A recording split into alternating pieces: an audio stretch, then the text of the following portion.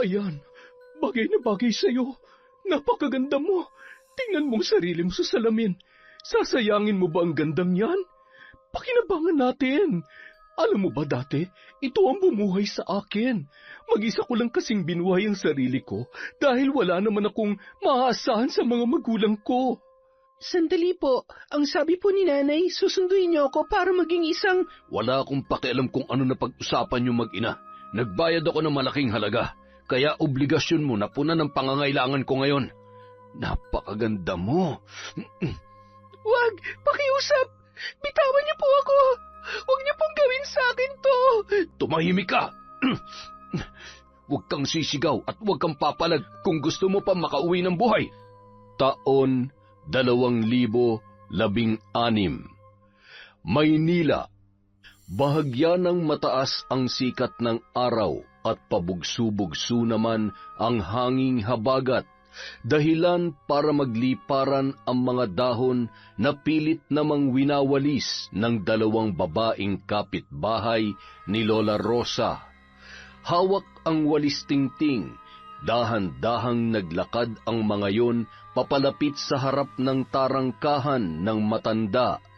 Nang marinig ang mga boses na animoy nagbabangayan, pati na rin ang iyak nang noon ay 7 taong gulang pa lamang na si Lira. Kilalang manggagamot si Lola Rosa sa bayang yun, ngunit marami ring nagpapakalat ng balita tungkol sa pagiging mambabarang nito. Halos 1 buwan pa lamang mula nang pumanaw ang anak niyang si Angela na mahigit 1 taon na ring hiwalay sa asawa nito na si Anton. Tay, gusto ko po sa lola ko. Ayaw ko sa inyo.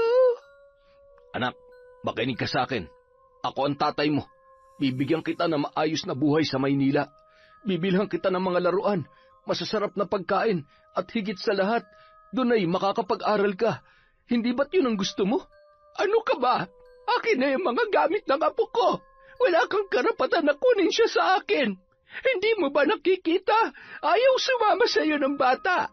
Akin lang ang apo ko. Apo, huwag kang sasama sa kanya. Naipakiusap, mahal kong anak ko. Kaya gagawin kong lahat para masigurong maibibigay ko sa kanyang pangangailangan niya. Bagay na hindi niyo maibibigay dahil sa hirap ng buhay niyo dito sa probinsya.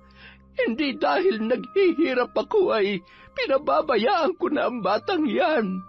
Napakayabang mong hayop ka. Gusto mo palang magpakaama pero nagawa mong ipagpalit si Angela sa bago mong kinakasama. Tapos ano, kukunin mo ang apo ko para ipaalipusta sa madrasta niya? Hindi mo siya makukuha sa akin. Magkakamatayan tayo. Sige, saktan niyo ako sa harap ng bata para makita niya kung anong klaseng tao ka talaga. Akala niyo ba hindi ko alam na isa kayo mambabarang? Pareho kayo ni Angela, mga alagad kayo ng kasamaan. Sa ayaw at sa gusto mo kukunin ko ang anak ko dahil hindi ko siya hayaang maging katulad mo. Halika na, Lira! Agad na binuhat ni Anton ang kanyang anak at isinakay ang may katamtamang laking bag na naglalaman ng ilang gamit ng bata. Patuloy man sa pag-iyak, wala nang nagawa pa si Lira, kundi ang sumama sa kanyang ama. Habang tinatanaw, ang noon ay nakasalampak sa balkonahe na si Lola Rosa na nagpupumalahaw. Lira, apo ko! Humanda ka, Anton! Pagsisisihan mo ito! Sisiguruhin ko na babalik din sa akin ang apo ko! Patawarin mo ako, Angela, anak! Huwag kang mag-alala! Pagbabayarin ko siya! Makalipas ang ilang taon, mula nang dinala ni Anton si Lira sa kanilang bahay ay sunod-sunod na kamalasan at malubhang karamdaman ang kanilang naranasan. Kahit anong pagpupursigi ay maya't-maya namang may nagkakasakit sa kanila, maliban lamang kay Lira. Alam mo, kasalanan mo kung bakit nagkakandaletse-letse ang buhay natin eh. Hindi mo ba nakikita? Mula nang dumating sa buhay natin si Lira, minalas na tayo. Malas siya sa buhay natin. Malas! Tumigil ka na nga. Yan lang huling beses na maririnig ko yan, Vivian, ha? Hindi malas ang anak ko at huwag mong isisi sa kanya ang mga nangyayari. Wala siyang kasalanan at hindi siya malas. Naiintindihan mo? Buisit, wala ka nang ginawa kundi ipagtanggol yung anak mo. Ngayon hindi ka na makapagtrabaho. Ano ipapakain mo sa mga anak mo? Pagod na akong dumiskarte para may pambili ng gatas at gamot mo. Paano kung hindi ka na gumaling, ha? Anong gagawin ko? Tama na. Pakiusap. Sinusubukan ko naman eh. Ano nangyayari sa'yo? Anton! Tatay! Ano bang tinutunga-tunga nga mo? Humingi ka ng tulong! Bilisan mo! Anton! Huwag mo kong iiwan, Anton! Anton! Nung araw ding yon, tuluyan ng pumanaw ang haligi ng tahanan. Hindi naman malaman ni Vivian kung paano bubuhayin ang 3 pa niyang maliliit na anak, gayong wala naman siyang trabaho at nagtsatsaga sa paglalaba mula nang mamatay si Anton. Nung malakas at may maayos pang trabaho ang lalaki, ay buhay prinsesa ang babae. Ni paglilinis at paglalaba ay ibinabayad niya pa sa iba. Isang araw, galing sa paglalaba, dumaan muna yun sa tindahan at nagmamadaling bumili. Bit-bit ang isang plastik na may lamang 1 kilong bigas at sardinas. Nakasalubong niya ang isa sa kanilang mga kapitbahay. Vivian, uy, kumusta ka na? Ang laki ng pinayat mo At saka, nangangalumata ka na. Ang hirap talaga kapag wala ng asawa na masasandalan, diba? Malamang, mahirap talaga. Lalo na kapag maraming tsismosang nakikialam. Tumabi ka nga't naalibadbaran ako sa pagmumukha mo.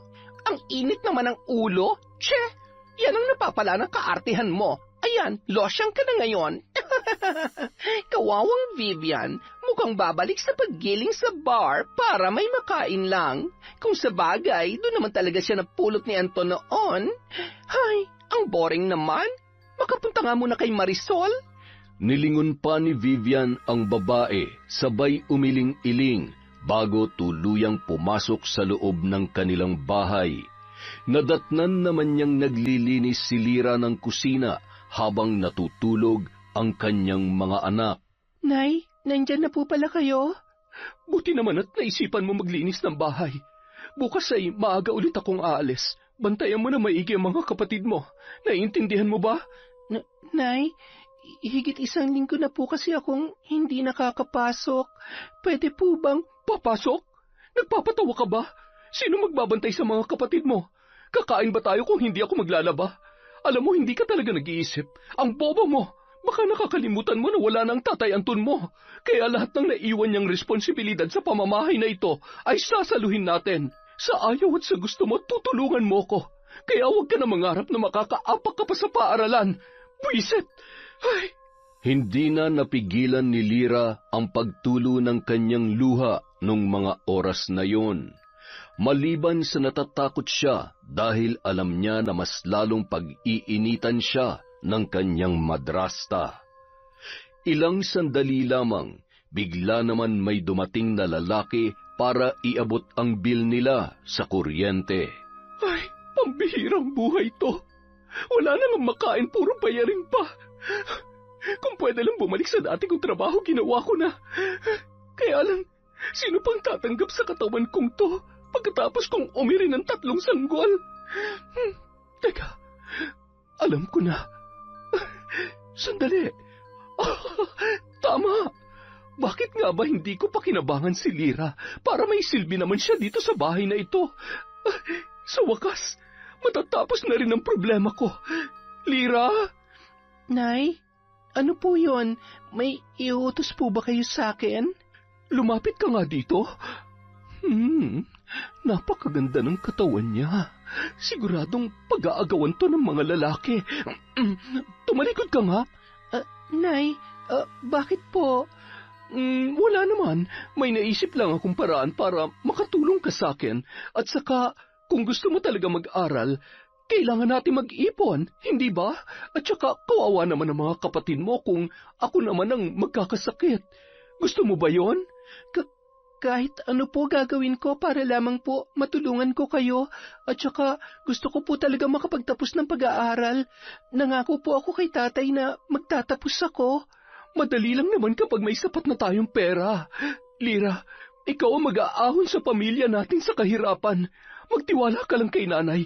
Susunod ka sa lahat ng sasabihin ko. At syempre, alam mo naman kung anong pinakaayaw ko. Ayaw na ayaw kong matigas ang ulo, ha?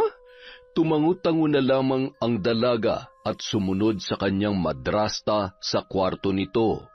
Doon ay muling hinalungkat ni Vivian ang mga kasuotan na ginagamit niya nung siya ay nagtatrabaho pa sa bar. Nay, ano pong gagawin natin dyan? Mga damit ko to nung dalaga pa ako. Alam mo na, rumaraket para magkapera. Siyempre ngayong may mga anak na ako, marami nang nagbago sa katawan ko. Namimiss ko nang isuot ang mga to kaya ipapamana ko to sa'yo. Kaya lang po, hindi ako nagsusuot ng ganyan ka-sexy at kaigsing damit, Nay. Sabi po kasi ni tatay, Ay, Lira, wala nang tatay mo. Tsaka sayang naman yung ganda mo kung magsusuot ka ng malalaking t-shirt at magmumukha kang manang. Halika, isukat mo to, bilis. Pero, Nay... Isusuot mo o iahampas ko to sa'yo. Huwag kang maarte. Nakakaasar ka naman Alam mong walang nabubuhay sa kaartehan. Kung gusto mo makatulong at magkaroon tayo ng pera, hindi pwedeng ikaw ang masusunod. Isuot mo to, dali! At wala nang nagawa pa si Lira, kundi ang sundin ang kanyang madrasta. Ayan, bagay na bagay sa'yo. Napakaganda mo. Tingnan mo sarili mo sa salamin.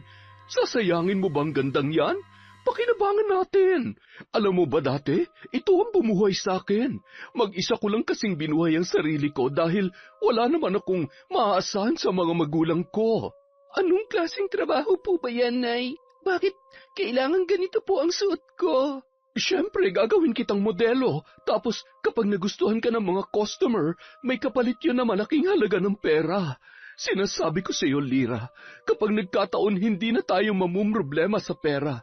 O siya, huwag na maraming tanong. Mabuti pa maligo ka na at aayusan kita. Aayusin ko yung isang kwarto para maumpisahan na natin ang pagiging modelo mo. Nung mga oras na yon, bigla na lamang nakaramdam ng kaba si Lira. Hindi niya alam kung bakit hindi siya komportable sa nais ipagawa sa kanya ng kanyang madrasta. Habang naliligo ang dalaga ay abala naman sa pag-aayos ng kwarto si Vivian at inihahanda ang kanyang cellphone. Malinaw ang kamera noon kaya siguradong maganda ang kalalabasan ng mga larawan ng dalaga. Lira, ano na? Lumabas ka na dyan. Aba, 1 oras ka na yatang naliligo. Bilis-bilisan mo naman. Sandali lamang po. Patapos na po, Nay. Pagkatapos maligo ni Lira, nagmamadali siyang inayusan ni Vivian. Napapahalakhak pa ang babae matapos makita kung gaano lalong lumitaw ang kagandahan ni Lira matapos ayusan at suotan ng hapit na damit. Pagkatapos ay tinuruan niya yon ng iba't ibang aura upang magmukhang kaakit-akit ang dalaga. Naiilang man, wala nang magawa si Lira kundi ang sumunod dahil kapag tumanggi siya ay hinahampas o di kaya naman ay sinasabunutan, sabay binubulyawan pa ni Vivian. Matapos makunan ng napakaraming larawan ang dalaga ay hindi pa rin yun nakontento. Grabe, ang sexy at napakaganda mo dito, Lira. Teka, hindi ba't magaling kang sumayaw? Tama, di ba madalas kang sumasayaw sa school nyo? Subukan mo ang tumending parang ganito. Gayahin mo ko, ha? Nay, ayaw ko po. Parang hindi ko... Anong sabi ko sa'yo kanina? Di ba ang kasunduan natin, susunod ka lang sa sasabihin ko? Kung ayaw mong paduguin ko yung uso mo at ayaw mo magutom ang mga kapatid mo at kung gusto mo pa makapag-aral, sumunod ka na lang. Ayusin mo. Sige, sayaw. Dahan-dahan. Lambutan mo naman. Yan, ganyan. Igiling mo pa. Nag-iinarte ka pa napakahusay mo naman. Ay, kung ano-ano pang masiselang bagay ang ipinagawa ni Vivian kay Lyra. Siya, sige na. Makakalabas ka na ng kwarto. Magpalit ka na ng damit mo. Maghilamos ka na rin at bawal magkatagihawat yung mukha mo. Sige na't may gagawin pa ako. Nay, ano po bang gagawin niyo sa mga larawan ko? Paulit-ulit? Bakit pa ang dami mong tanong? Nakakairita ka na. Ha? Yumuko na lamang, sabay lumabas ng kwarto si Lyra at tumungo na sa kanyang silid. Nababatid niyang may kakaibang plano si Vivian sa kanyang larawan. At kung ano man yon ay hindi niya palubos malaman kung paano yon pagkakakitaan.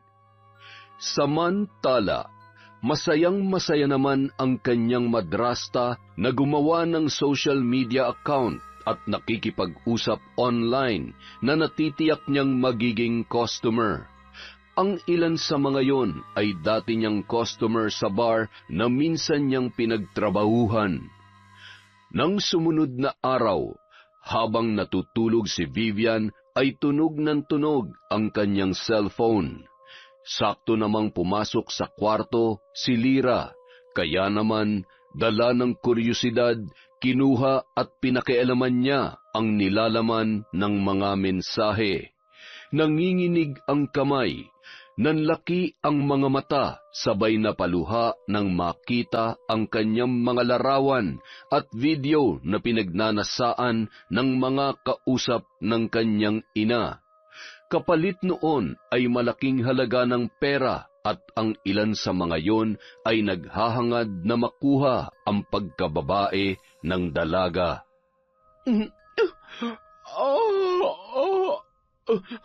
Lyra? Anak ng... Akin na yan! Bakit mo pinakikialaman ng cellphone ko, ha? Nay, anong ginagawa niyo? Bakit niyo naman ginawa sa akin yan? Bakit niyo binibentang? Itikan mo yung bunganga mo't baka may makarinig sa'yo. Walang pwedeng makaalam nito. Gusto mo bang makulong ako, ha? Kapag nakulong ako, sige, bahala kang magpalaki at bumuhay sa mga kapatid mo. Kaya mo ba yon? At saka, ano bang inaarte-arte mo? Video at picture lang naman yon. Hindi ka naman mabubuntis sa ginagawa natin. Pero mali po ang ginagawa niyo. Nay, ayaw ko yan. Kahit anong trabaho na lang po, pwede naman po ako maglabada o... Sinusuway mo ba ako? Bakit pa mas marunong ka pa sa akin? Gusto mo bang... Hindi. Hindi po ako papayag kaya akin na yang... Wisit ka? Anong ginawa mo? Paano kung nabasag to, ha? Napakahina talaga ng utak mo. Ang tigas ng ulo mo. May kalalagyan ka sa akin ngayon. Halika dito. Inuubos mong pasensya ko, ha? Nay, aray ko. Bitawan niyo po ang buhok ko. Nay, maawa kayo sa akin. Nanay, huwag niyo pong saktan si ate. Huwag kang susunod kung ayaw mo mapalo. Kinaladkad ni Vivian si Lyra papunta sa kabilang kwarto. Matigas ang ulo mo, ha? Pwes, hindi ka lalabas ng kwartong ito hanggat hindi ka nagtatanda. Agad niyang isinara ang pinto at sinigurong hindi makakalabas ang dalaga. Nay, huwag niyo naman gawin sa akin to. Nay, palabasin niyo ako dito. Paulit-ulit na kinakalampag ni Lyra ang pintuan hanggang sa siya ay napagod na. Patuloy sa paghikbi hanggang sa nakatulog na ang dalaga. 3:00 na ng hapon, wala pa rin kahit anong laman ang kanyang tiyan. Ramdam niya na ang malalamig na pawis at pangangatog ng kanyang tuhod dahil sa matinding gutom. Samantala, masayang-masaya naman si Vivian matapos makuha ang pera na ipinadala ng mga customer. Namili ng pagkain at nagtira ng pambayad sa kuryente at tubig. Nang makarating sa bahay, tsaka niya lamang pinalabas si Lyra na halos himatayin na. Tumayo ka dyan. Hoy, naririnig mo ba ako? Huwag mo akong aartehan at tatamaan ka ulit sa akin. Nay, nahihilo po ako. Malamang, dahil hindi ka pa kumakain. Halika na, bumangon ka na riyan. Kumain ka't may gagawin ulit tayo. Bawal ang mahina at maarte sa panahong ito. Kapag palagi kang sumusuway sa kagustuhan ko, pare-pareho tayong mamamatay sa gutom. Naintindihan mo? Oh, bingi ka ba? Sagot! Naiintindihan mo ba? Opo. Sorry, Nay. Hindi na po mauulit. Dala ng matinding gutom, maraming nakain si Lyra. Halos maligo na siya sa sarili niyang pawis. Oh, di ba? Kita mo naman. Ngayon lang ulit kayo nakatikim ng masarap na pagkain. Kaya Lyra, nakikiusap ako sa'yo. Lahat ng ginagawa natin ay para din sa kinabukasan mo at ng mga kapatid mo. Siguradong ipinagmamalaki ka ng tatay mo ngayon. Sige, kumain ka lang at pagkatapos ay maligo ka na at aayusan kita. Ay, siya nga pala, mamayang gabi ay susunduin ka ng kaibigan ko, ha? Naghahanap kasi siya ng model para sa produkto nila. Sabi niya, may potensyal ka sa modeling. Sayang naman ang kikitain natin kung tatanggihan ko yung offer. Kaya lang, Nay, hindi naman po ako marunong Huwag ka mag-alala. Tuturuan ka naman nila. Basta masunurin ka lang at tanggalin mo yung hiya sa katawan mo. Lagi mong iisipin kung para saan yung ginagawa mo. Alam mo kung kaya ko lang yan, hindi naman kita oobligahin. Kaya lamang ay...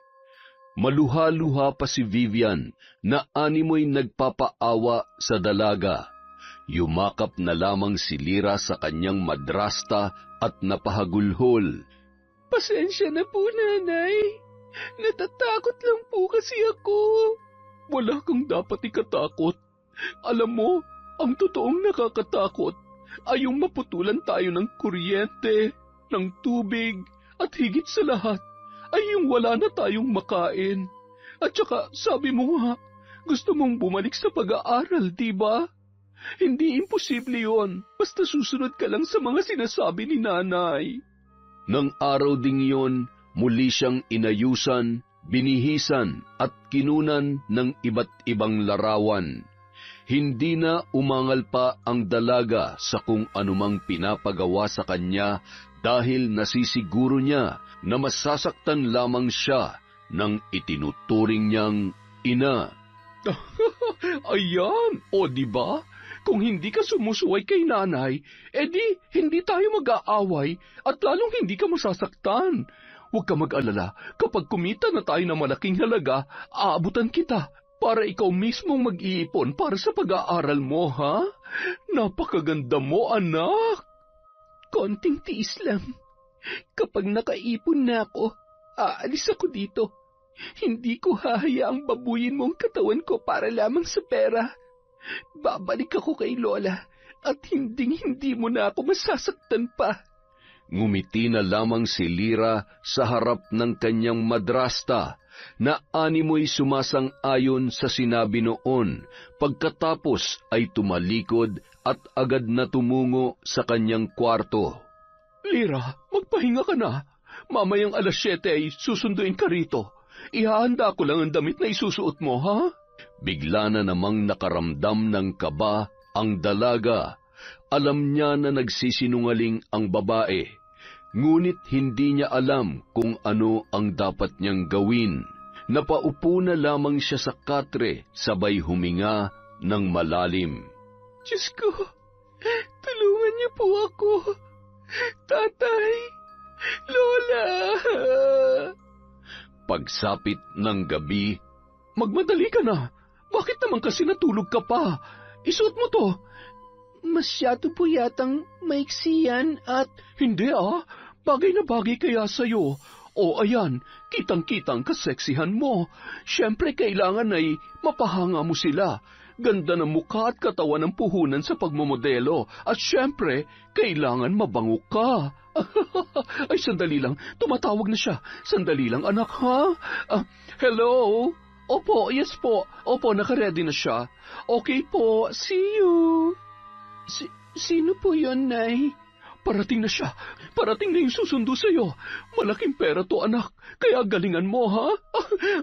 Maging mabait, magalang, at masunurin sa ipagagawa niya. Kailangan ay gandahan mo ang ngiti mo at huwag mag-iinarte, ha? Naririnig mo ba ako? Opo, Nanay. Maya-maya lamang, narinig na nila ang busina sa labas. Agad namang hinawakan sa braso at iginiya palabas ni Vivian si Lyra. Ayusin mo naman ang lakad mo, anak. Ayan, gandahan mo. Yang likod mo, ayusin mo ang tindig mo. Nguminti ka. Yan, ganyan. Lalong kinabahan ang dalaga nang bumaba ang salamin ng kotse at nakita ang mahigit 40 anyos na lalaki na nakangisi at tila ba sabik na sabik sa kanyang nakikita. Agad siyang pinasakay ng ina at iniabot din ng lalaki ang sobre na kulay puti na natitiyak niya na naglalaman ng malaking halaga.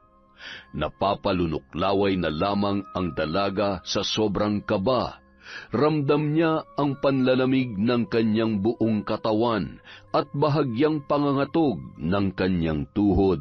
Ayos ka lang ba? Matipid namang ngumiti at tumango-tango na lamang si Lyra. Nababasa naman ng lalaki ang takot sa mga mata ng bata. Huwag kang mag-alala, mabait ako. Huwag kang matakot sa akin. Ayos, mukhang sariwang-sariwa pa nga to Halos maluha sa kaba at takot ang dalaga nang hawakan ng lalaki ang kanyang mapuputing hita. Sabay hinawi ang kanyang buhok. Tuliro ang isip ni Lyra habang nag-iisip ng paraan kung paano tatakasan ang kanyang sitwasyon. Hanggang sa dinala siya noon sa isang motel. Hindi naman pamilyar sa kanya ang ganoong lugar at dahil mahigpit na nakahawak sa kanyang kamay ang lalaki ay wala na rin siyang nagawa pa. Nang makapasok na sa isang kwarto, ay doon na siya tuluyang umalma nang makita ang higaan at walang ibang tao sa loob ng kwartong yun. Sandali po, ang sabi po ni nanay, susunduin niyo ako para maging isang... Wala akong pakialam kung ano na pag-usapan niyo mag-ina. Nagbayad ako ng malaking halaga, kaya obligasyon mo na punan ang pangangailangan ko ngayon. Napakaganda mo. Wag, pakiusap! Bitawan niyo po ako! Huwag niyo pong gawin sa akin to! Tumahimik ka! Huwag kang sisigaw at huwag kang papalag kung gusto mo pa makauwi ng buhay. Wag po! Samantala, sa kalagitnaan ng mahimbing na pagkakatulog ay bigla na lamang napabalikwas si Lola Rosa at napahagulhol. Apo ko! Sana'y nasa maayos kang kalagayan ngayon. Sana'y magkita pa tayong muli, apo ko. Mahal na mahal kita. Ramdam ni Lola Rosa na tila ba may kung anong pinagdadaanan ang kanyang pinakamamahal na apo na si Lyra, na maraming taon nang nawalay sa kanya. Samantala, halos hating gabi na nang ihatid si Lyra ng lalaki sa kanilang bahay. May mangilan-ngilang pasa sa katawan ang dalaga at mayroon ding sugat ang kanyang bibig. Bilisan mo, bumaba ka na. Napakaarte mo. Bago pa man lumabas si Vivian, pinaharurot na ng lalaki ang kanyang sasakyan paalis. Oh, bakit ka umiiyak? Hindi niyo ba nakikita? Hindi niyo ba talaga alam? Ha? Sinungaling ka, Nay! Sinungaling ka! Humahagulhol na pumasok sa loob ng bahay at nagkulong sa kanyang kwarto ang dalaga. Abat, ang lakas ng loob mong pagsalitaan ako ng ganyan, ha? Humanda ka sa akin. Sinundan ni Vivian si Lyra sa kanyang silid at doon ay muli silang nag-usap. Ano ba kasing iniiyak-iyak mo? Hindi niyo alam? Talaga? Hinayaan niyo akong pagsamantalahan ng lalaking yun para lamang sa pera. Hindi na ako papayag pa. Ayoko na. Ibalik niyo na lamang ako sa lola ko. Ayoko na dito. Ayoko na. Wala kang karapatan na suwayin ako, Lyra. Ako ang batas sa bahay na ito. Ako magsasabi kung anong dapat mong gawin. Subukan mo lang na umalis, tumakas o di kaya magsumbong. Lalasunin ko mga kapatid mo para magsama-sama na sila ng tatay mong walang silbi sa impyerno. At sasabihin ko na ikaw ang gumawa nun kaya ka tumakas. Hindi ako nagbibiro, Lyra. Kaya ko silang patayin, kaya wag mo akong susubukan. Napakasama mo. Wala kang kasing sama. Gusto mo talaga matikman ang kasamaan ko? Pues halika dito. Matapos ang pangyayaring yun, nakatulala, nakatingin sa kisame habang nagngingilid ang mga luha. Tay, kunin niyo na lang din po ako.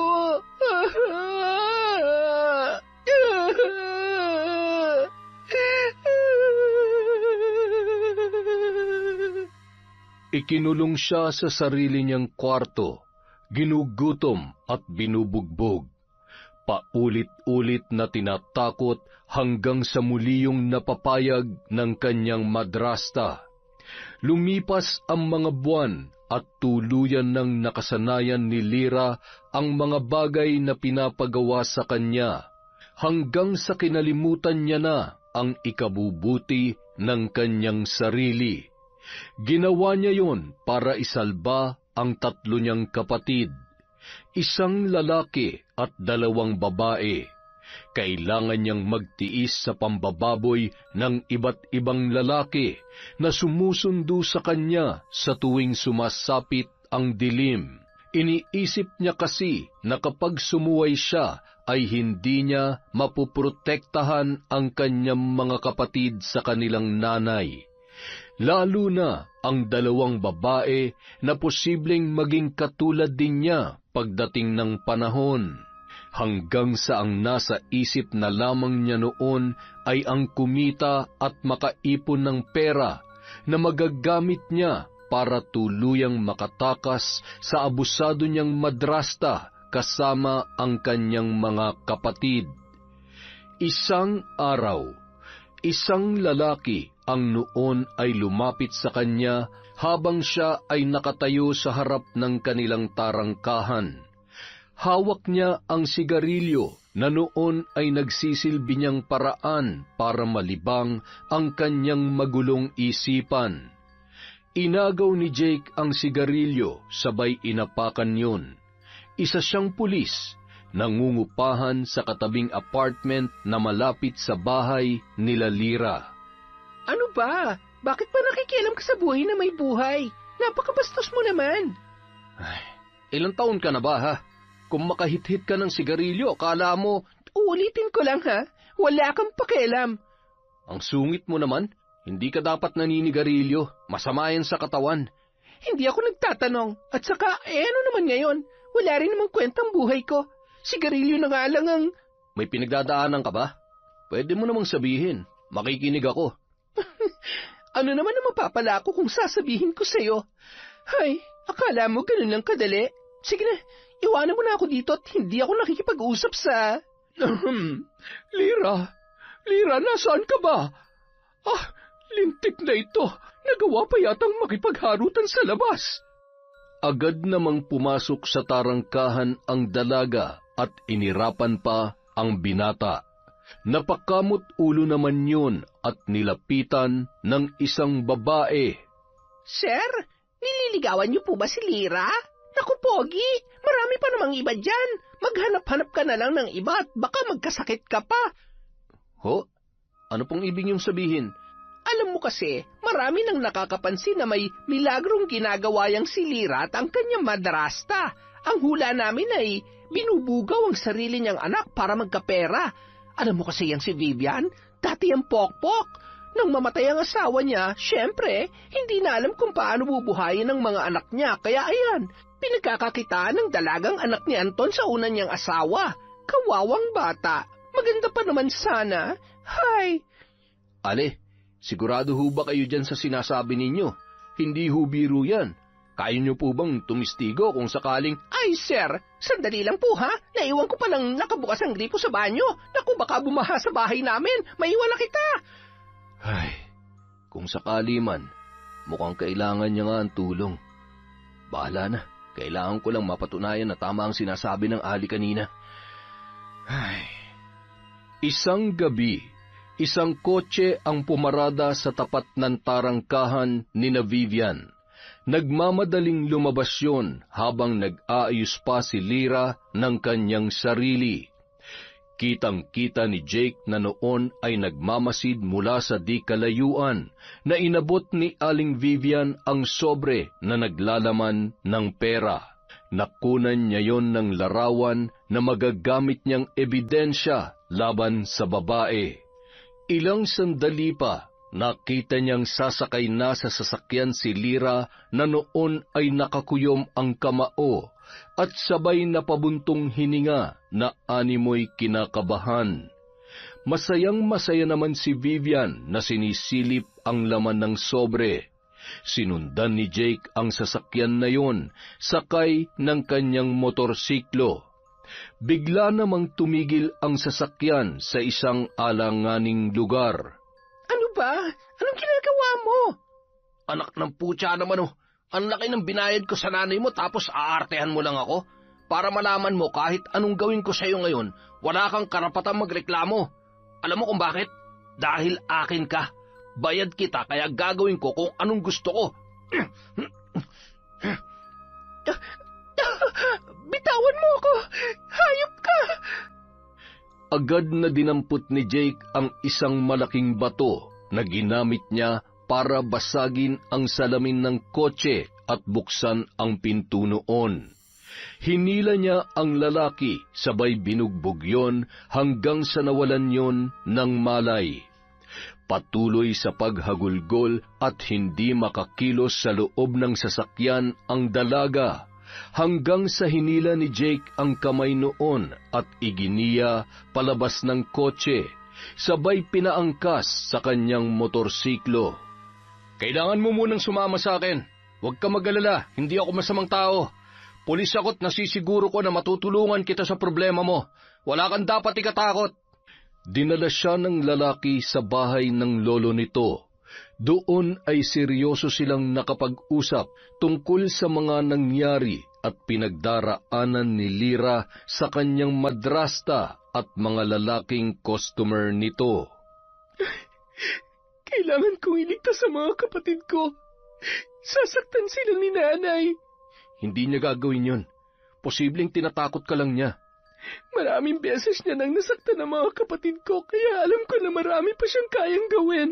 Kaya ko namang tiisin lahat-lahat, pero ang mapahamak sila ng dahil sa akin, yun ang hindi ko kaya. Iuwi mo na lang ako sa amin, pakiusap. Hayaan mo na lamang ako. Lyra, kapag napakulong natin siya, magiging malaya kayo ng mga kapatid mo.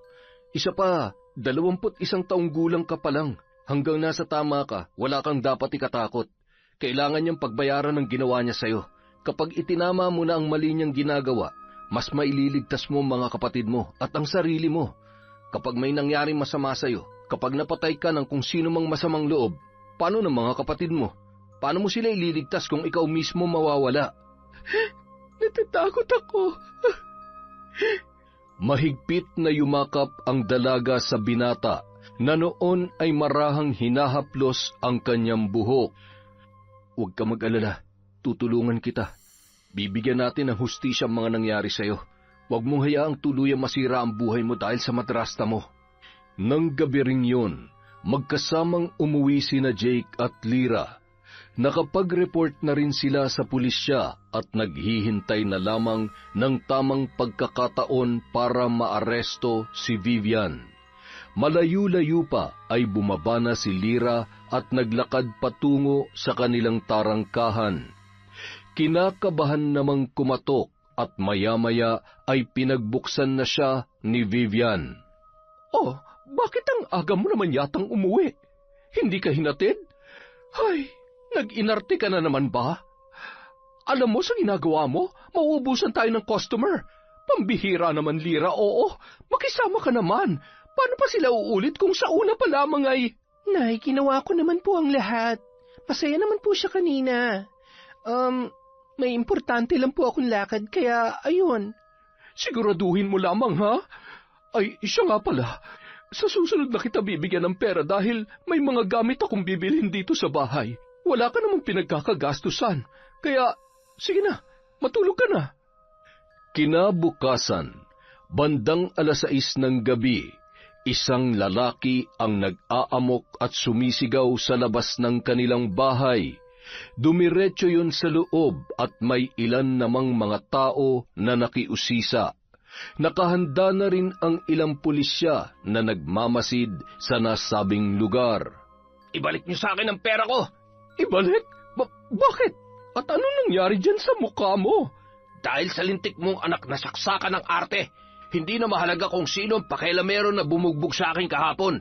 Ang akin lang, ibalik mo sa akin ang pera ko! Pero, hindi na pwede. Bayad mo yun sa serbisyo sa iyo ng anak ko. At saka, wala na. Nagastos ko na. Sa bisa ng batas, inaaresto namin kayong dalawa para sa kasong paglabag sa Republic Act No. 7610 na naglalayong protektahan ng mga bata laban sa pang-aabuso.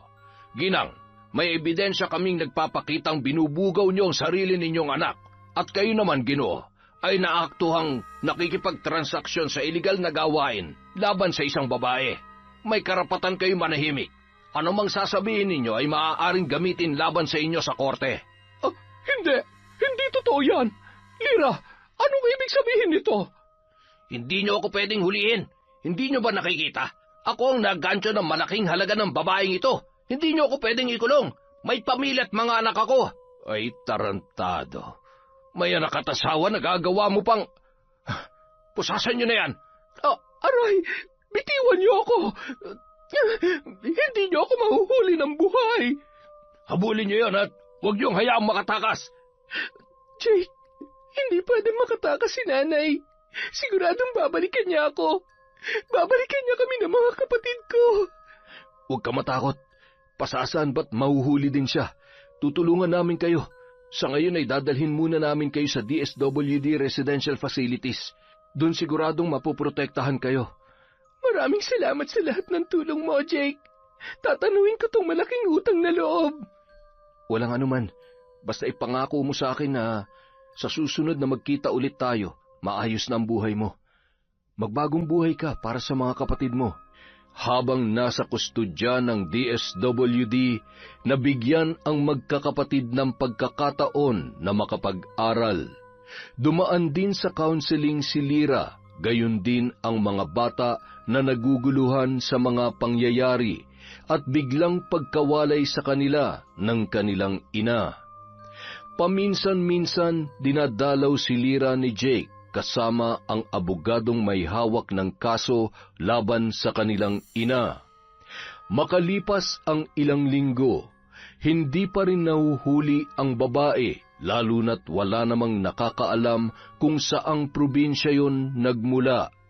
Wala naman kasi yung kakilala at permanenteng kaibigan o kamag-anak na maaaring mapagtanungan ng mga investigador. Wala ring alam si Lira dahil hindi naman nagkukwento ang kanyang madrasta tungkol doon. Samantala, Anak, bumangon ka na't kakain na tayo. Ano bang ulam? Naglaga ako ng talbos na malunggay at may talbos din ng kalabasa. Masarap ito. Buiset, kaya ayaw kong tumira dito eh. Mamamatay ako sa gutom. Ay, baboy lang ang magtsatsaga sa ganyang pagkain. Mas gugustuhin ko pa matulog na lang kesa kumain ng lintik na yan. Kung ayaw mong kumain di wag. Hindi naman kita pinipilit. At saka, ano ba nakain mo't bumalik ka pa rito? Mukha namang masarap ang buhay mo sa Maynila. Kung ayaw mong kumain ng pagkaing baboy, di bumalik ka na doon. Maliban na lang kung may ginawa kang kalokohan at nagtatago ka rito sa probinsya. Ay, buisit kasi yung anak na magaling kong asawa na sumalakit na. Isinumbong ba naman ako sa pulis? Buisit, walang utang na loob. Bakit? Minaltrato mo? Ang dami niyo namang tanong. Ay, tulungan niyo na lang ako na makahanap ng trabaho dito. Kailangan ko makaipon at makuha ang mga anak ko kung nasan man sila. Gusto ko ring balikan ng babaeng yon. Humanda siya sa akin. Bago ako makulong, sisiguruhin ko na mapapatay kong hayop na Lira na yon. Maghunos dili ka nga dyan sa mga sinasabi mo. Papatay ka ng tao? Hindi ka inirin ng nanay mo para maging kriminal, Vivian. Alam ko na malaki ang pagkukulang namin sa iyo dahil bigo kami masunod ang mga gusto mo. Hindi naman kasi tayo mayaman. Pero hindi naman kami nagkulang ng nanay mo noon sa pagpapaalala at pangangaral sa iyo. Piliin mong gawin ang tama bago mo pagsisihan ang lahat. Huwag niyo nga akong pangaralan na parang napakabuti ninyo. Para namang hindi ko alam na mula noon hanggang ngayon, inuuto niyo pa rin ang mga nagpapagamot sa inyo. Hindi naman kayo totoong albularyo. Ginagawa niyo lang yan para kumita ng pera. Pareho lang naman tayong mukhang pera. Bakit? Saan pa ba ako magmamana? Ay, hindi totoo yan. Ang pagiging albularyo ko ang isang bagay na ipinagmamalaki ko. Marami na akong napagaling at natulungan. Nakakatawa ka, Tay. Nagawa niyong tumulong sa ibang tao, kaya nagtsatsaga kayo sa kakarampot na sentimo na ibinabayad sa inyo kesa humanap ng magandang trabaho. Ay, kaya ni minsan hindi ako nagsisi na lumayas. Dahil baka matagal na akong namatay dahil sa lintik na buhay na meron dito. Lumayas ka! Napakabastos mo talaga! Wala kang respeto! Hindi mo ba alam na dahil dyan sa ugali mo namatay ang nanay mo? Anong ibig niyong sabihin? Makinig ka para malaman mo. Nung araw na sinagot-sagot mo siya at lumayas ka, inatake sa puso ang iyong ina. Kaya bago pa ako mamatay dahil dyan sa ugali mo, lumayas ka na at huwag ka nang bumalik pa. Kung ayaw mong ako pa mismo magsumbong sa pulis para mahuli ka. Oo na, lalayas na. Buisit, wala rin naman kayong kwenta. Buisit na buhay to.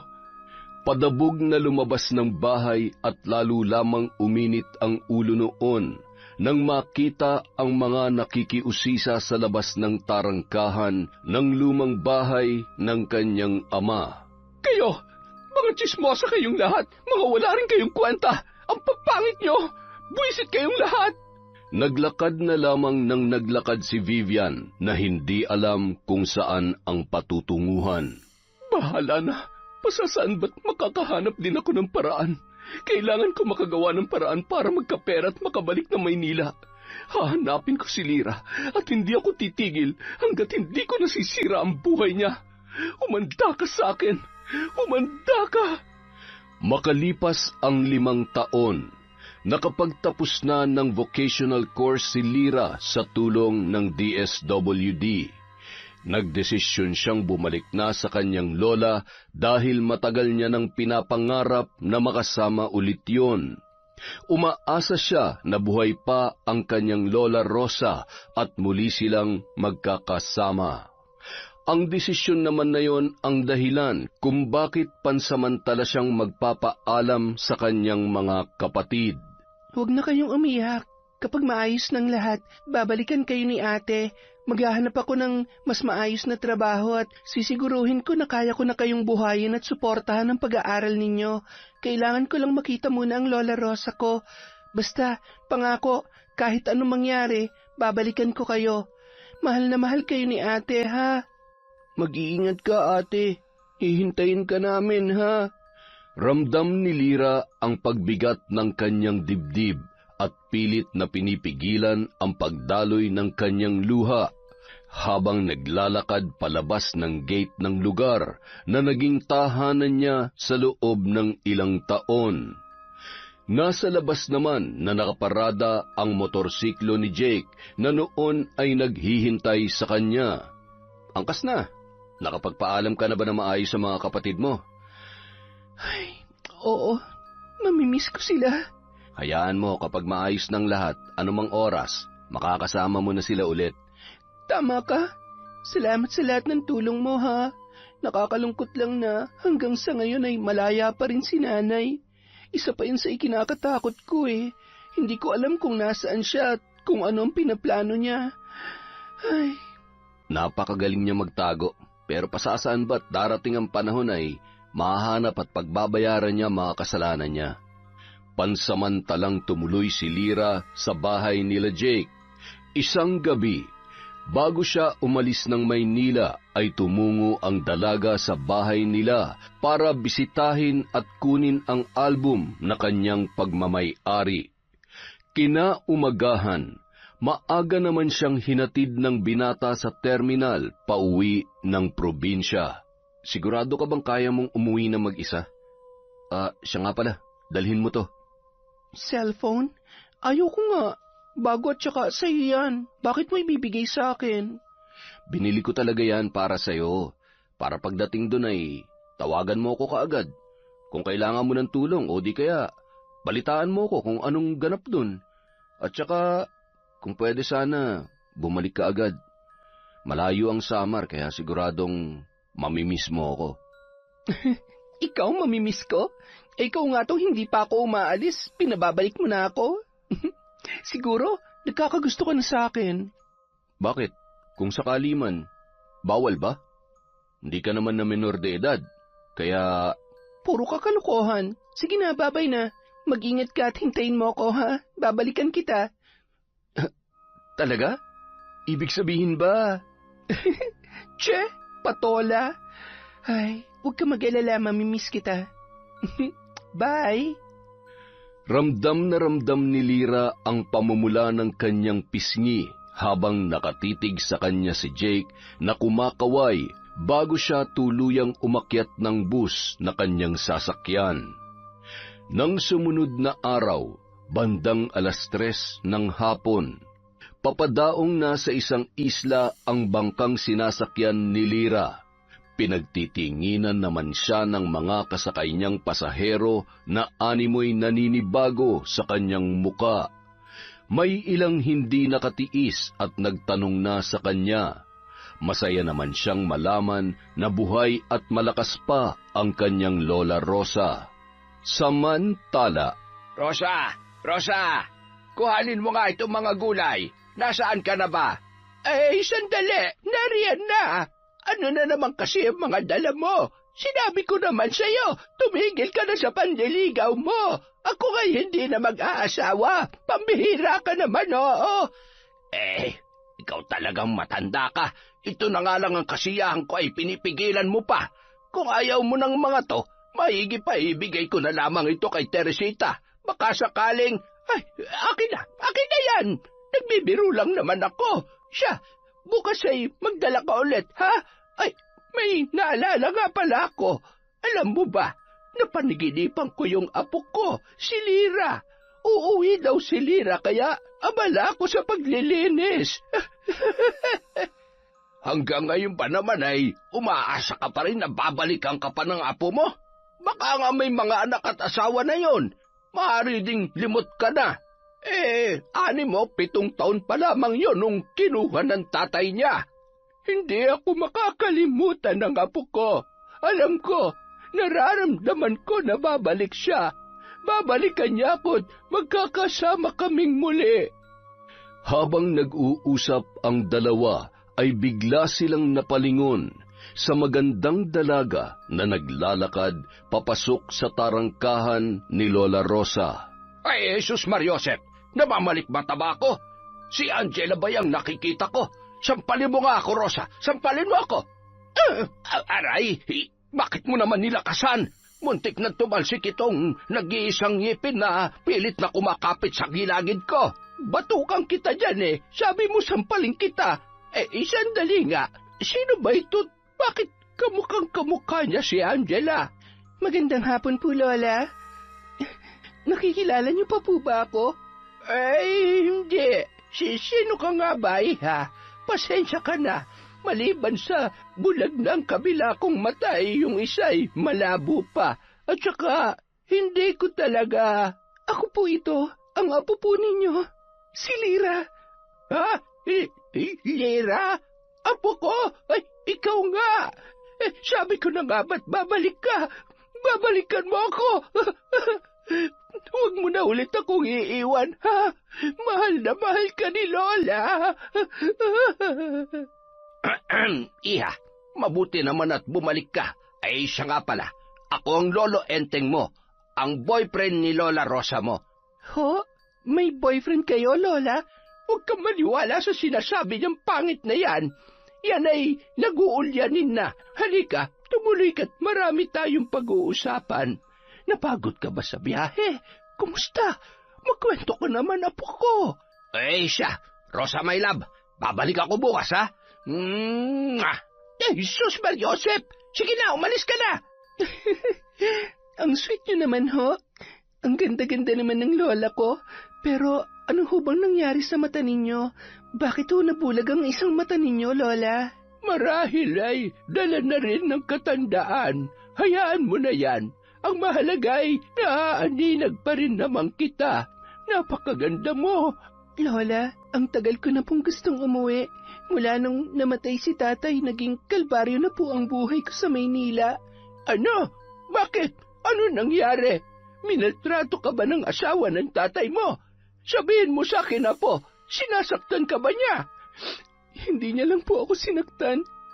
Binaboy niya po ang buong pagkatao ko. Ibinenta niya po ang katawan ko at... Lola... Patuloy na ikinuwento ni Lyra ang lahat ng kanyang pinagdaanan, bagay na labis namang ikinagalit at dumurog sa puso ng kanyang Lola Rosa.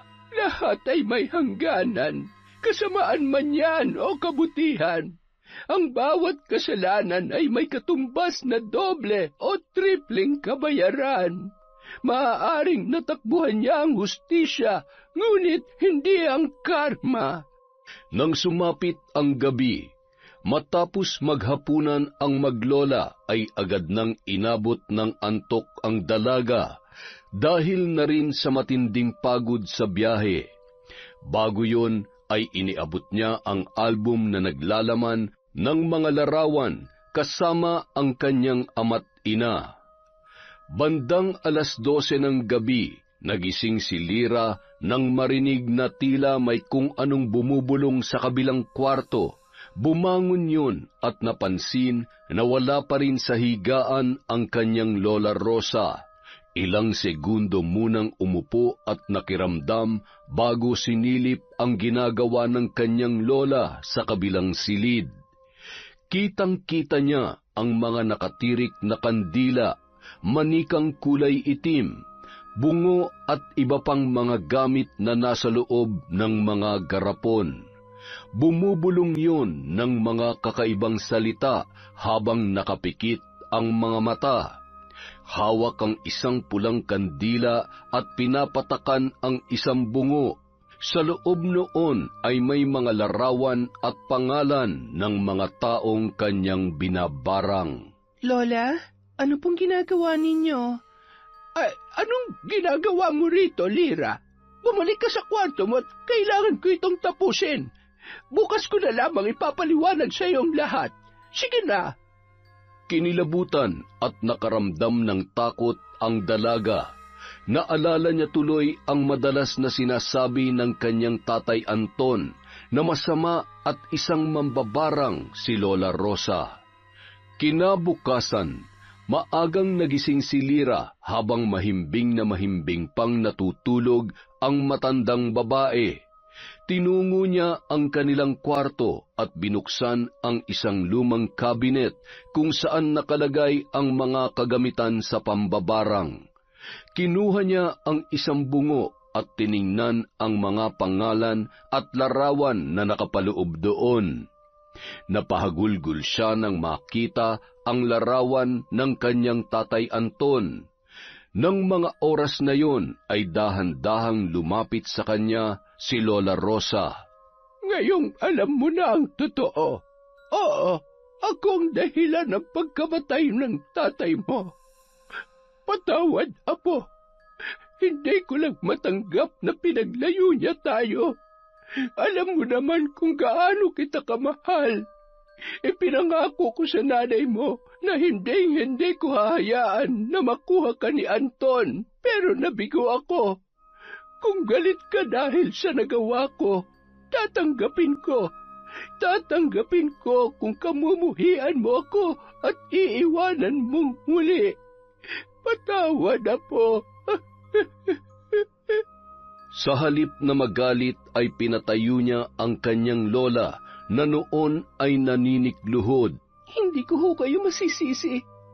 Kung babalik ho ako sa araw na yon, pipiliin kong hindi sumama kay tatay. Pipiliin kong makasama kayo higit kanino man, Lola. Alam kong nagawa niyo lamang yun dahil sa matinding galit at pangungulila sa akin. Mahal na mahal ko po kayo, Lola. Minahal din naman po ako ni Tatay. Kaya lamang po, may mga pagkakataon na hindi niya ako magawang ipagtanggol kay Nanay Vivian. Hindi ko po makakalimutan lahat ng kasamaan na ginawa niya sa akin. Gusto ko siyang gantihan. Gusto kong maramdaman niya ang hirap na pinadanas niya sa akin, Lola. Bandang 3:00 ng hapon, umalis si Lola Rosa. Nagpaalam yun na may kung anong bibilhin sa sentro ng kanilang baryo. Nakaupo noon sa balkonahe si Lira nang biglang nakaramdam ng pangingilabot at nakarinig ng mga bulong na nagmumula sa loob ng kwarto kung saan naroon ang mga gamit sa pambabarang. Tila wala sa sarili na pumasok siya roon at binuksan ang kabinet. Isa-isang tiningnan ang lamang mga insekto na nasa loob ng garapon. Napangisi rin ang dalaga nang makita ang libro na kulay itim. Kinuha niya yon, umupo sa sahig habang paisa-isang binubuklat at binabasa ang bawat salita na nakasulat doon. Napatigil yon at napahawak sa kanyang ulo habang inaalala ang mga ginawa sa kanya ni Vivian at ng mga lalaki na pilit pinagsamantalahan ang kanyang kahinaan. Napahagulhol na lamang siya habang hawak-hawak ang libro. Kasabay ng pagpatak ng luha sa aklat, tila ba may kung anong espiritu na pumasok sa kanyang pagkatao. Ngumisi ang dalaga at ipinagpatuloy ang pagbigkas ng mga salitang nakapaloob sa aklat. Nadatnan siya ni Lola Rosa na hindi makapaniwala sa kanyang ginagawa. Lira, bitawan mo yan, Apo. Ano pa ang ginagawa mo? Papatayin ko siya. Papatayin ko siya, Lola.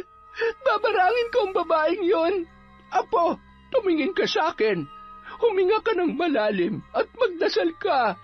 Pilit naman na nagdasal si Lira at nakikipagtalo sa gumugulo sa kanyang isip ng mga sandaling yon, hanggang sa mabitawan niya ang aklat na animoy ng hina. Ano pong nangyari sa akin, Lola? Tinatawag ka ng itim na kapangyarihan dahil dyan siya galit sa puso mo. Apo, hayaan mong ako na lamang ang gumawa ng paraan para makaganti sa babaeng yon. Ayaw kong mapahamak ka kapag nagpadala ka sa karunungan na sumusubok sa katatagan mo. Tama nang ako maghirap. Nakikita mo ba itong mata ko?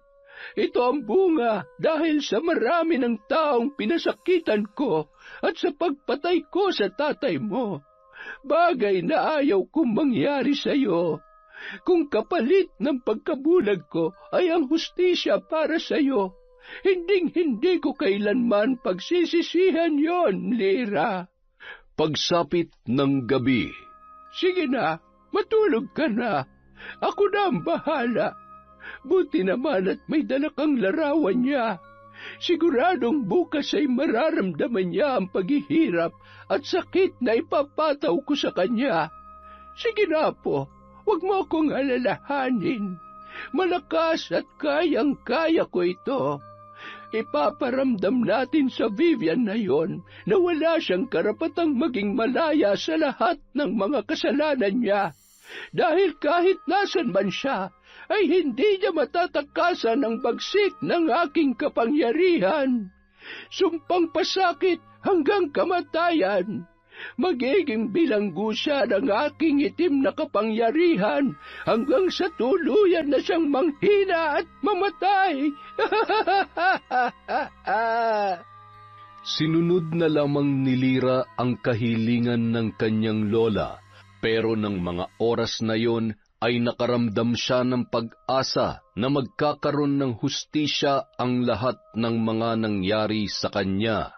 Sa liwanag man o kadiliman, mga insektong alipin ng aking kapangyarihan, suungin ang kalupaan at maging kakahuyan.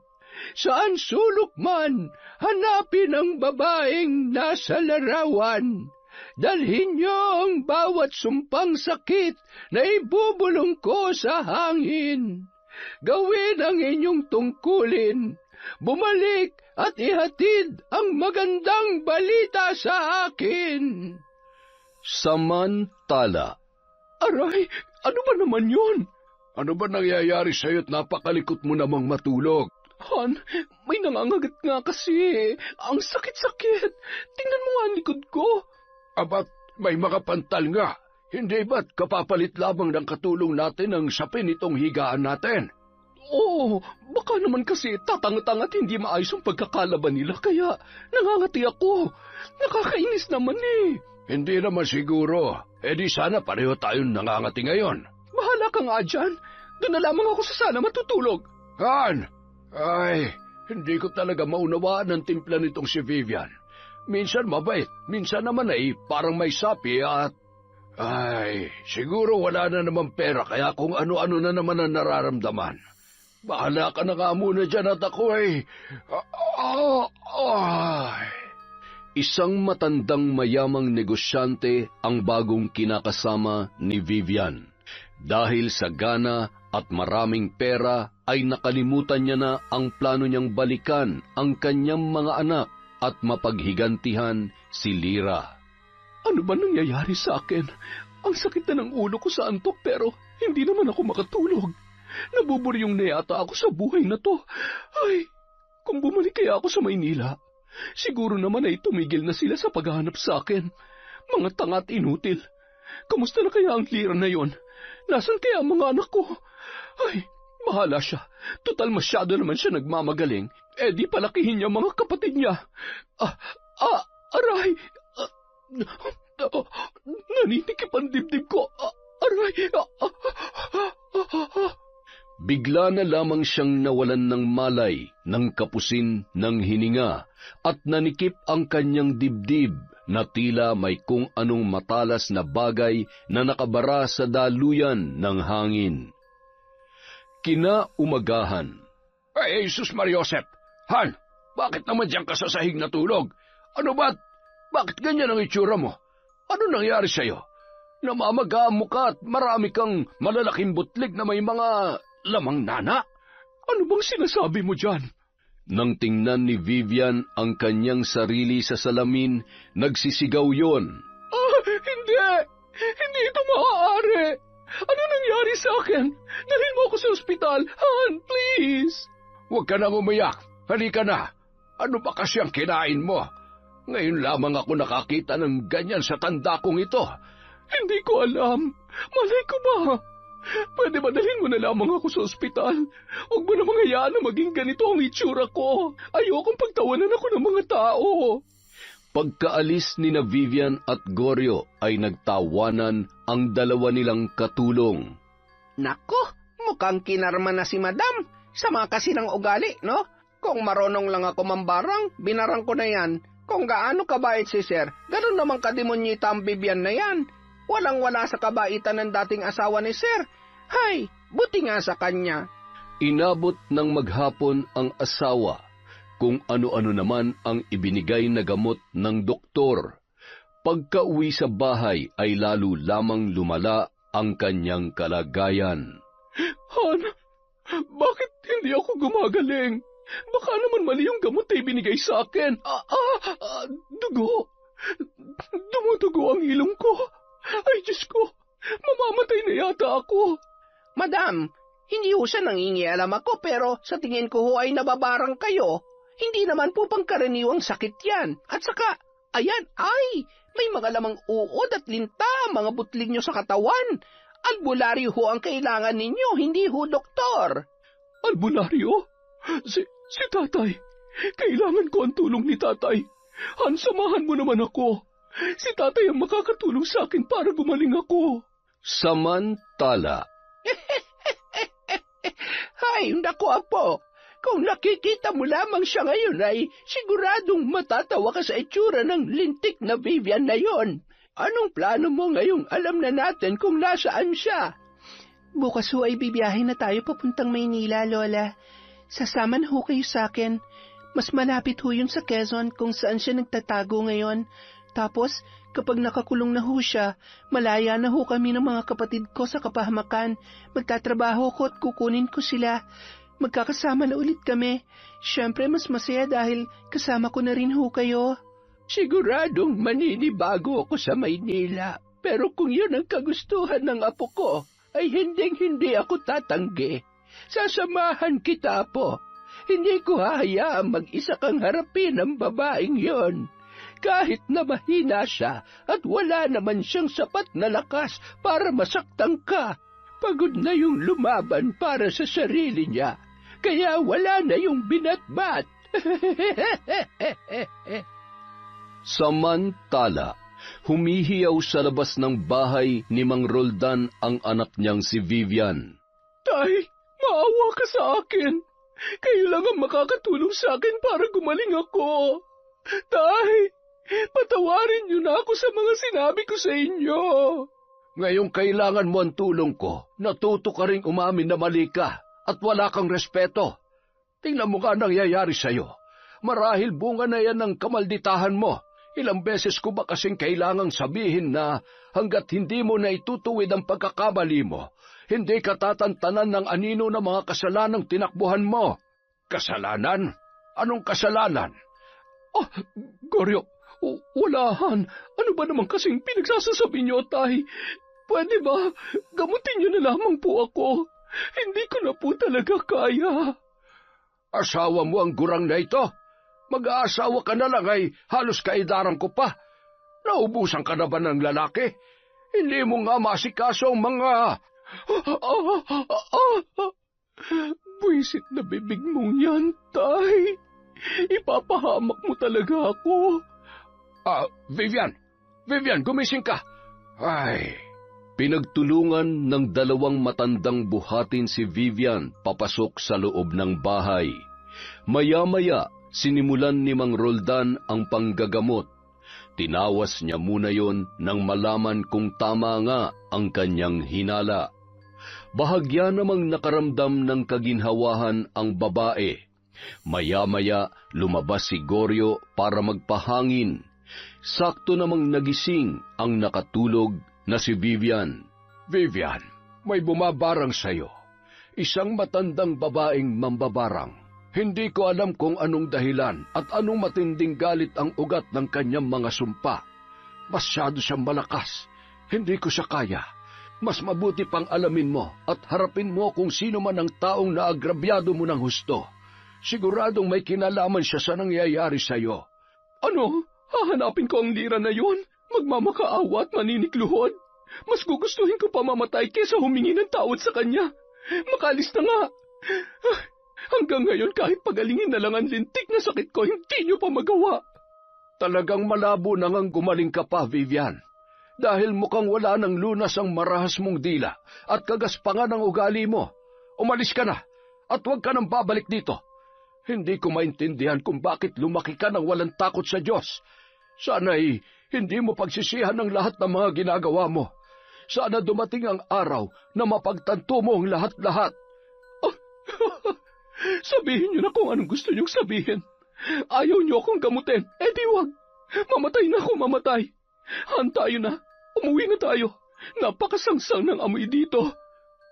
Hindi naman Baka dahil dyan sa mga sugat mo at... Isa ka pa! Nakakabwisit talaga! Makalipas ang 1 linggo. Sir, may mga tao ho sa labas.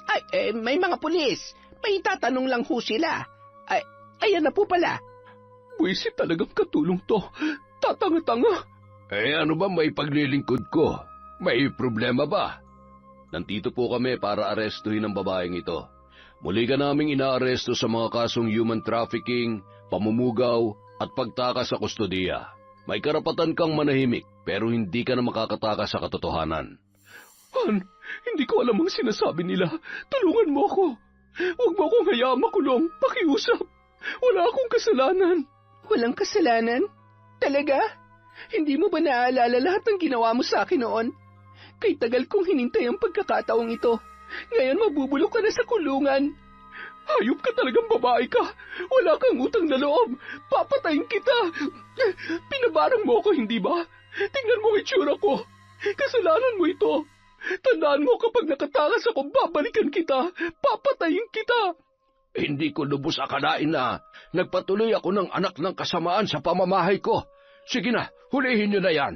Kaya pala ganyan kasamaan dila mo dahil may mga kaso kang kinasasangkutan.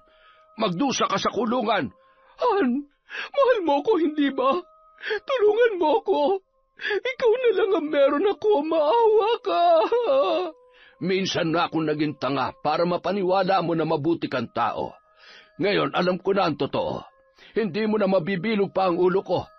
Babae ka lang, mayaman ako. Kaya ko bang makahanap ng mabuting asawa, mabait, maganda, at hindi kasing pangit ng ugali mo? Maraming salamat ho sa inyong kooperasyon, sir.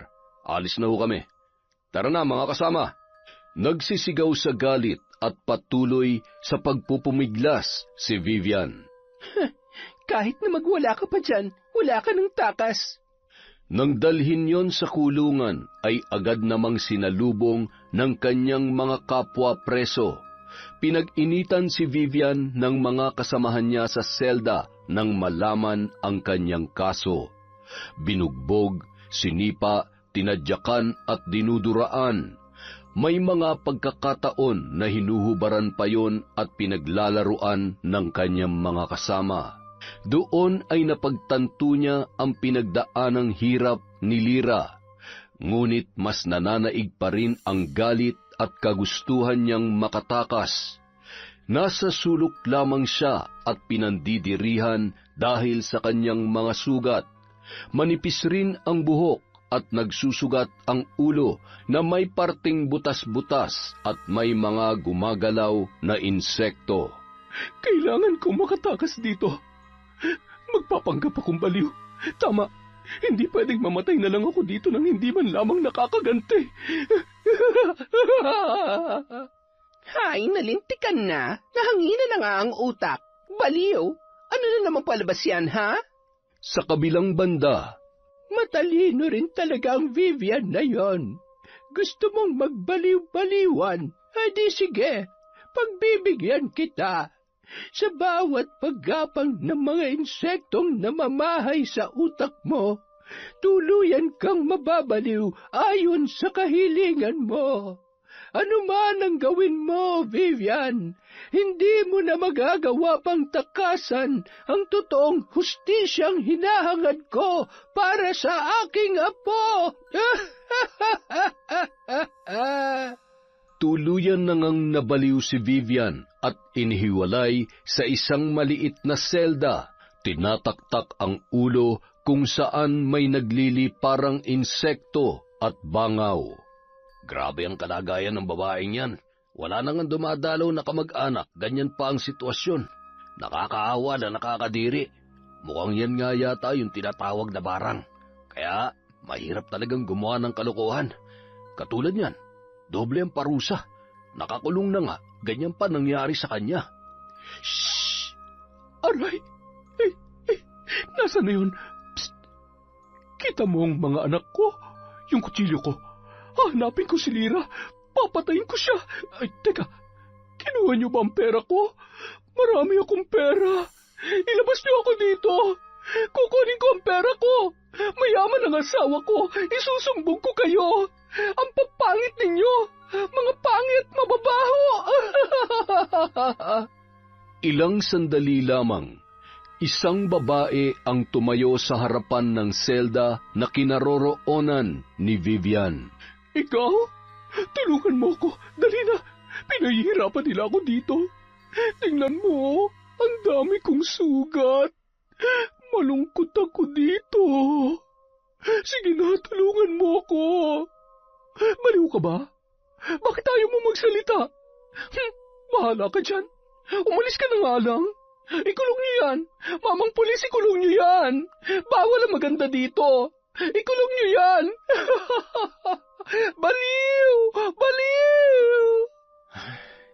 Hindi ka sana aabot sa ganito kung naging mabuting tao ka lang. Huwag ka mag-alala. Ako nang bahala sa mga kapatid ko. Mahal na mahal ko sila. Hindi ko sila pababayaan at magpapakamagulang ako sa kanila. Hindi ko hahayaang may mga abuso sa kanila. At lalo nang maranasan ang mga pinagdaanan ko ng dahil sa'yo. Pinapatawad na kita. Hindi dahil nakalimutan ko na ang lahat ng ginawa mo. Gusto kong talikuran ang lahat para makapagsimula ulit ako. Makalipas ang 1 taon, may maayos ng trabaho si Lyra. Patuloy din sa pag-aaral ang kanyang mga kapatid matapos maisalin sa kanya ang kustodiya. Si Lola ang nag-aasikaso sa pagpasok ng mga yon at siyang naiiwan sa bahay. 7:00 ng gabi, dala-dala ni Jake ang isang bouquet ng pulang rosas at tsokolate. Nasisiguro niya kasing papauwi na si Lyra galing sa trabaho ng mga oras na yon. Nasa balkonahin naman ng bahay si Lola Rosa habang abala naman ang mga bata sa pagsagot ng kanilang mga takdang aralin. "Magandang gabi po, Lola." Ay, sino kaya ang poging lalaking ito? Parang nakita ko na ito dati Hindi ko lang maalala kung kailan. Ay, makakalimutin na talaga ako. Tuloy ka, iho. Anong sadya mo? Bakit may dala kang bulaklak? Ay, sus Mariosep, hindi na ako nagpapaligaw at saka may naiwan akong nobyo sa probinsya. Lola naman, masyado naman ho kayo mapagbiro. Nakalimutan niyo na ho ba ako agad? Ako ho yung matalik na kaibigan ng apo niyo. Si Jake po. Ay, oo, ikaw yung palaging kinukwento sa akin ng apo ko. Nagwapo at crush na crush niya. Ay, hala, naku, patay na. Ay, sikreto pala namin yon. Siya, huwag mo na lamang sabihin sa kanya, ha? At baka magalit sa akin ang apo ko. Naku. Talaga ho, Lola? Sinabi niya ho yun sa inyo? Oo nga. Lola, okay lang po ba sa inyo? Ang totoo po, matagal ko na po talagang gusto at mahal ang apo nyo. Ngayon lang po ako maglalakas loob na umamin sa kanya. Siguro naman po, tatanggapin niya na ako ngayon dahil maayos ng lahat. Wala namang problema sa akin, iho. Basta siguraduhin mo lang na hindi mo siya paiiyakin at lolokohin. Dahil ngayon pa lang, sasabihin ko na sa'yo, isa ko mambabarang, kaya kung may plano ka rin namang saktan siya ay ngayon pa lang makakaalis ka na. Kung totoo man ho yung sinasabi ninyo, hindi ho ako natatakot. Malinis ho ang intensyon ko sa apo ninyo, Lola. Mahal ko po talaga siya. Siya, sa kanya mo na yan sabihin at baka mahulog pa ang loob ko sa'yo. Hay, namimiss ko tuloy ang darling ko. Buhay pa kaya yun? Baka naman nang bababae na yung lintik na yun, bahala nga siya. Subukan niya lang maghanap ng iba, babarangin ko sila. Nandyan na ho siya. Siya, lakasan mo loob mo. Papasok muna ako't nakakahiya naman. Nakakaingit naman. Uy, ano yan? Wow, para kanino yan? May nililigawan ka na ba? Meron. Sa tingin mo, papasa kaya ako? Oo. Oo naman. Sige na, puntahan mo na at gabi na. Sayang ang oras. Hindi mo man lang ba tatanungin kung sino? Bakit naman ako magtatanong? Para saan pa? Sige na, umalis ka na. Pagod ako sa trabaho. Kailangan kong... Para sa ito, Lyra. Ano yan, practice? Pwede ba, Jake, kung... Lyra, mahal kita. Matagal na at gusto kong malaman kung pareho ba tayo ng nararamdaman. Seryoso ka ba talaga? Baka nagbibiro ka lang, ha? Bakit naman ako magbibiro pagdating sa ganitong bagay? Kahit nun pa man, siguro naman, ramdam mo na higit pa sa pagkakaibigan ang nararamdaman ko para sa'yo. Mahal din kita, Jake. Salamat. Alam ko naman na mahal mo ko pero ayaw kong umasa dahil sa kabila ng mga pinagdaanan ko, hindi ko lubos maisip na may lalaki pa palang magmamahal at tatanggap sa akin. Huwag ka mag-alala. Patutunayan ko sa'yo na karapat-dapat kang mahalin at alagaan. Kapag handa ka na, nandito lang ako. Pakakasalan kita. Tama na nga. Masyado mo na akong pinapaiyak. Salamat, Jake. Mahal din kita. Mas mahal na mahal kita. Hoy! Pakasalan mo yan, ha? Ba't nakahalik ka na agad? Talaga namang iniinggit niyo ako. Bilis-bilisan nyo na at nang habang bata pa ako, dagdagan nyo na ang alagayin ko. Si Lola talaga. Masayang-masaya ako para sa iyo, Apo. Sa kabila ng lahat ay napakatapang mo. Hinarap mo ang lahat at mas pinili mong ayusin ang buhay mo. Lahat yun ay nagawa ko dahil sa tulong ninyo, dahil sa pagmamahal at suporta nyo sa akin. Salamat, Lola ko. At syempre, sobrang salamat, Jake. Ikaw ang dahilan kung bakit. Oops, naiiyak ka na naman. Kalimutan mo na yon. Ang mahalaga, maayos na ang lahat. Siya, tumuloy na kayo sa loob. Maghahain na ako. Mga apo, tama na muna yan. Nandito na ang ate ninyo. Kakain na tayo. Yon, isa na namang magandang kwento mula sa kwentong Enteng. Maraming salamat po sa inyong suporta. Mag-iipon po ulit tayo ng shout-out para sa susunod na video. Maraming salamat po mula sa kwentong Enteng.